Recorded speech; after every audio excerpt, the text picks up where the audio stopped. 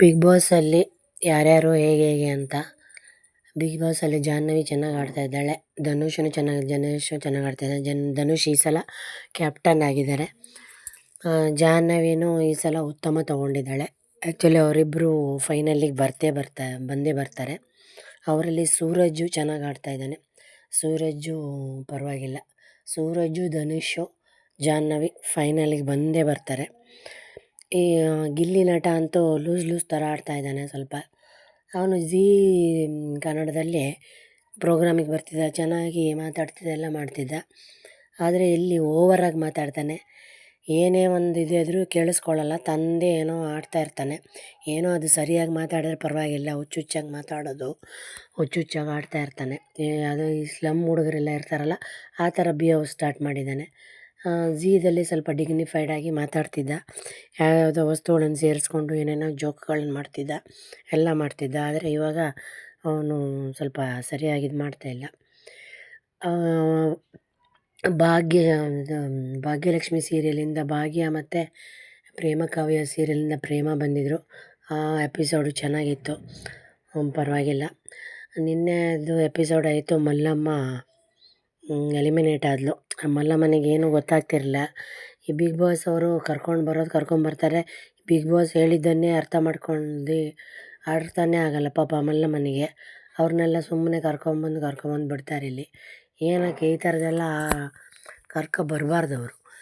ಸ್ವಲ್ಪ ಅವರಿಗೂ big boss ಏನು ಹೇಳ್ತಾರೆ ಅದು ಅರ್ಥ ಆಗುವಂಥವ್ರನ್ನ ಕರ್ಕೊಬಂದರೆ ಸರಿ ಇರುತ್ತೆ. ಪಾಪ ಮಲ್ಲಮ್ಮಗೆ ಎಲ್ಲರೂ ಅವಳು ದೊಡ್ಡವಳು ಅಂತ ಕುಳಿಸಿ ಅವಳು ನಿನ್ನೆ ಹೋಗೇ ಬಿಟ್ಳು. ಇದ್ರೂ ಅವಳಿಗೆ ಆಟ ಆಡೋಕ್ಕಾಗ್ತಿರ್ಲಿಲ್ಲ. ಇವರೆಲ್ಲ ಆಟ ಆಡ್ತಾರೆ, ಅವಳಿಗೆ ಬಿಗ್ ಬಾಸ್ ಏನು ಹೇಳ್ತಾನಂತಾನೆ ಯಾವ ಟಾಸ್ಕು ಅರ್ಥನೇ ಆಗ್ತಿರ್ಲಿಲ್ಲ ಅವಳಿಗೆ. ಸಬ್ಸ್ಕ್ರೈಬ್ ಅವರ್ ಚಾನಲ್, ನಮ್ಮ ಚಾನಲ್ ಸಬ್ಸ್ಕ್ರೈಬ್ ಮಾಡಿ. ಬಿಗ್ ಬಾಸ್ ಅವರು ಏನೋ ಪ್ರೇಕ್ಷಕರನ್ನ ಹೆಚ್ಚು ಮಾಡ್ಕೊಳ್ಳೋಕ್ಕೆ ಇಂಥವ್ರನ್ನೆಲ್ಲ ಕರ್ಕೊಂಬಂದುಬಿಡ್ತಾರೆ. ಏನಕ್ಕೆ ಕರ್ಕೊಂಬರ್ಬೇಕು ಅವ್ರನ್ನ? ಏನಕ್ಕೆ ಕರೆದ್ರಲ್ಲಿ ಕಳಿಸುವಂಥದ್ದು. ಇವಾಗ ಮಲ್ಲಮ್ಮನಿಗೆ ಪಾಪ ಅವರಿಗೆ ಬಿಗ್ ಬಾಸ್ ಏನು ಹೇಳ್ತಾರೆ, ಯಾವ ಟಾಸ್ಕ್ ಕೊಡ್ತಾರೆ, ಹೆಂಗೆ ಮಾತಾಡಬೇಕು ಏನೂ ಗೊತ್ತಾಗಲ್ಲ.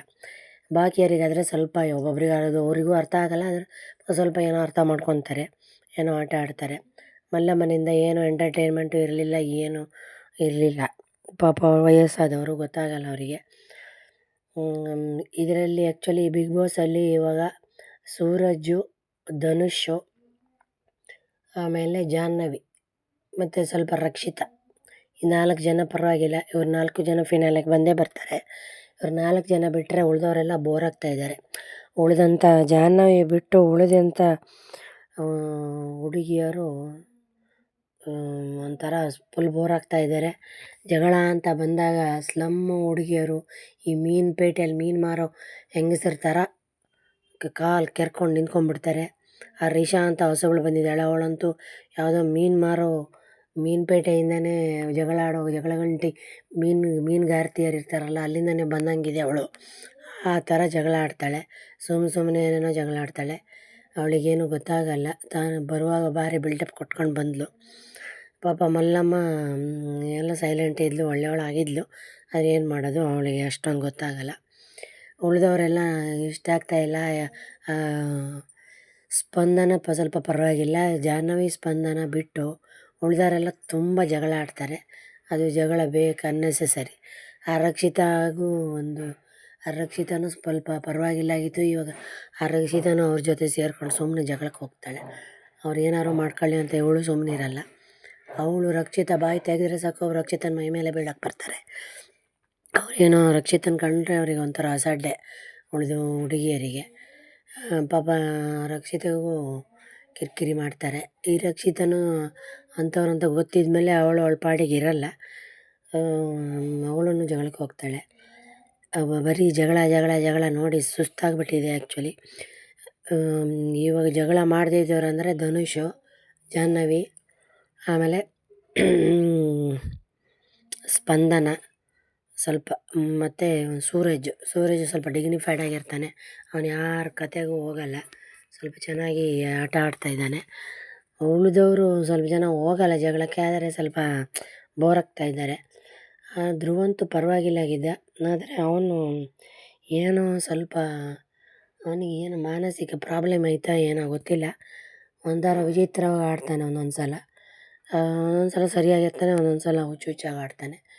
ಅವರು ಉತ್ತಮದು ಪದಕ ಕೊಟ್ಟರು, ಅದನ್ನು ವಾಪಸ್ ಕೊಟ್ಟಿದ್ದಾನೆ.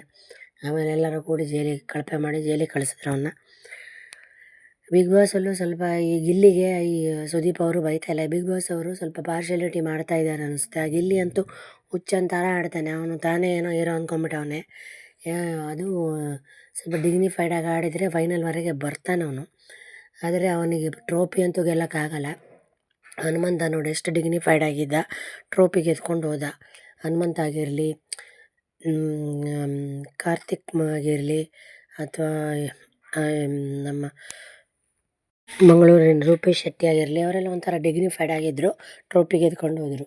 ಈಗ ಇಲ್ಲಿ ಆ್ಯಕ್ಚುಲಿ ಟ್ರೋಫಿ ಗೆಲ್ಲೋ ಎಲ್ಲ ಅರ್ಹತೆ ಇದ್ರೂ ಎಲ್ಲ ಹಾಳು ಮಾಡ್ಕೊತಾ ಇದ್ದಾನೆ. ಸುಮ್ಮನೆ ಯಾರ್ಯಾರ ಹತ್ರ ಜಗಳಕ್ಕೆ ಹೋಗೋದು, ಸುಮ್ಮನೆ ಯಾರಿಗೋ ಟಾಂಟ್ ಹೊಡಿಯೋದು, ಹಿರಿಯರು ಅನ್ನೋದಿಲ್ಲ, ಕಿರಿಯರು ಅನ್ನೋದಿಲ್ಲ, ಮರ್ಯಾದೆ ಕೊಡೋದು ಅನ್ನೋದು ಇಲ್ಲವೇ ಇಲ್ಲ. ಮಾತಾಡೋ ಇದರಲ್ಲಿ ಸಂಸ್ಕೃತಿ ಇಲ್ಲವೇ ಇಲ್ಲ. ಏನೋ ಹುಚ್ಚುಚ್ಚಾಗಿ ಮಾತಾಡ್ತಾನೆ.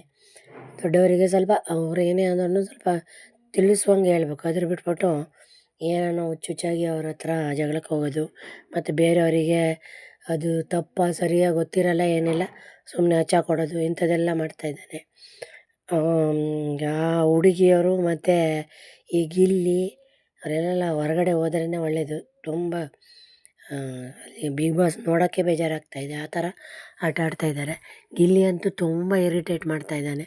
ನಾನೇನೋ ಅವನು ಫಿನಾಲ್ವರೆಗೆ ಬರ್ತಾನೆ, ಚೆನ್ನಾಗಿ ಆಡ್ತಾನೆ ಅಂದ್ಕೊಂಡ್ರೆ ಇವಾಗ ಸ್ಲಮ್ ಬಿಹೇವಿಯರ್ ಶುರು ಮಾಡ್ಕೊಂಬಿಟ್ಟಿದ್ದಾನೆ. ಮಂಡ್ಯ ಜನ ಎಲ್ಲ ಸ್ವಲ್ಪ ಡಿಗ್ನಿಫೈಡ್ ಆಗಿರ್ತಾರೆ. ಇವ್ನು ನೋಡಿದ್ರೆ ಸ್ಲಮ್ ಥರ ಆಡ್ತಾಯಿದ್ದಾನೆ, ಯಾಕಂತ ಗೊತ್ತಿಲ್ಲ. ಹೆಚ್ಚಾಗಿ ಎಲ್ಲ ಸ್ಲಮ್ಮಲ್ಲೇ ಮನೆ ಮಾಡ್ಕೊಂಡಿದ್ದಾನೆ ಏನು ಕತೆನ. ಸೂರಜ್ ಚೆನ್ನಾಗಿ ಆಡ್ತಾಯಿದ್ದಾನೆ. Suraj highly qualified. ಅವನು ಡಿಗ್ನಿಫೈಡ್ ಆಗಿರ್ತಾನೆ.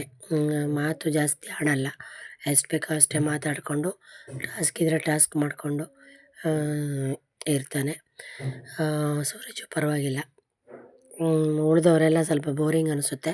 ಮತ್ತು ಹೊಸ ಕಂಟೆಸ್ಟೆಂಟ್ಗಳು ಇವರು ಆ ಹುಡುಗಿಯರು, ಆ ಜಗಳ ಆಡೋ ಹುಡುಗಿಯರನ್ನೆಲ್ಲ ಹೊರಗಡೆ ಕಳಿಸ್ಬಿಟ್ಟು ಹೊಸ ಕಂಟೆಸ್ಟೆಂಟ್ಸ್ ತರೋದು ಒಳ್ಳೆಯದು. ಈ ಗಿಲ್ಲಿನೂ ಫಸ್ಟ್ ಗಿಲ್ಲಿನ ಕಳಿಸ್ಬಿಟ್ಟು ಆ ಗಿಚ್ಚಿ ಗಿಲ್ಲಿಲಿ ಇದ್ದಂಥ ರಾಘುನ ಕರ್ಕೊಂಬನ್ನಿ, ಚೆನ್ನಾಗಿರುತ್ತೆ.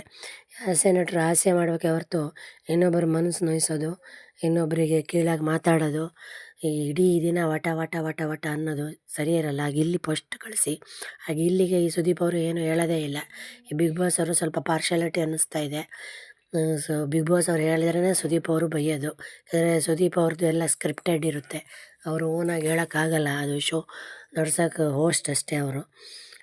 ಈ ಬಿಗ್ ಬಾಸ್ ಅವರು ಆ ಗಿಲ್ಲಿನ ಯಾಕೆ ಗಿಲ್ಲಿಗೆ ಸ್ವಲ್ಪ ವಾರ್ನ್ ಮಾಡಬೇಕು, ಒಳ್ಳೆ ಸ್ಲಮ್ ಥರ ಬಿಹೇವ್ ಮಾಡ್ತಾ ಇದೆಯಾ, ಸರಿಯಾಗಿರು ಅಂತ. ಅದನ್ನು ಬಿಟ್ಬಿಟ್ಟು ಅವನಿಗೆ ಎನ್ಕರೇಜ್ ಕೊಡ್ತಾರೆ. ಅವನು ತಾನೇ ಮಾಡಿದ್ದೆ ಸರಿ ಅಂತ ಹುಚ್ಚುಚ್ಚಾಗಿ ಜಗಳ ಎಲ್ಲ ಹತ್ಸೋದು, ಜಗಳ ಆಡೋದು, ಏನೋ ಹುಚ್ಚುಚ್ಚಾಗಿ ಮಾತಾಡೋದು ಮಾಡ್ತಾಯಿದ್ದಾನೆ. ಫುಲ್ ಬೋರಿಂಗ್ ಆಗ್ತಾಯಿದೆ.